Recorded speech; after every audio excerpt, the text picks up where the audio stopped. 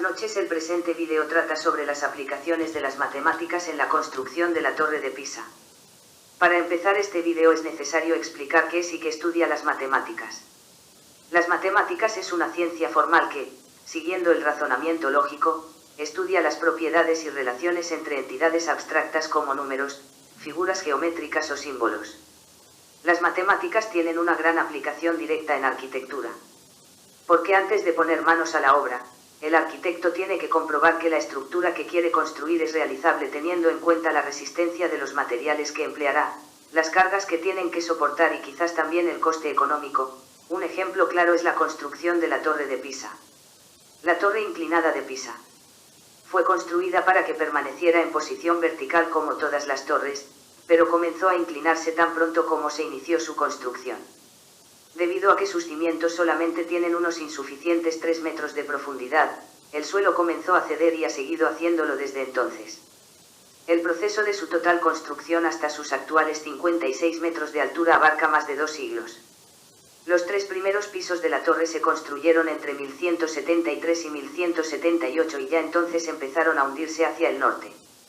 Estando ya en una inclinación crítica y en grave riesgo de colapsar no solo por su ángulo sino por su propio peso, la torre fue cerrada al público en 1990, y el gobierno convocó a un grupo internacional de especialistas, ingenieros y matemáticos, para lograr estabilizar la torre sin que perdiera su inclinación. Se siguieron soluciones temporales como la de colocar 630 toneladas de plomo en él a fin de contrarrestar el empuje de la torre, o reforzar el subsuelo del lado hundido con la inyección de nitrógeno líquido. La torre se inclina hacia el sur con un ángulo de 5,5 grados extendiéndose 4,5 metros de la vertical. Alcanza una altura de 56 metros y su peso se estima en unas 14.700 toneladas. La torre tiene 8 niveles, una base de arcos ciegos con 15 columnas, 6 niveles con una columnata externa y remata en un campanario.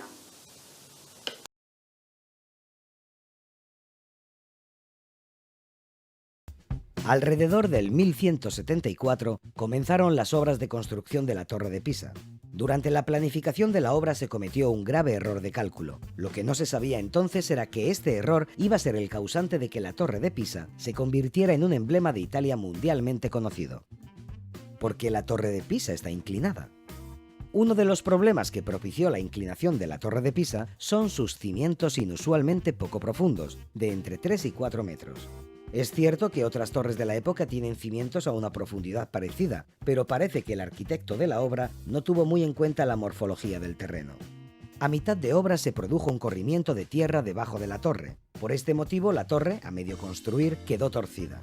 Esto obligó a abandonar su construcción de manera momentánea. Finalmente se terminó en 1350.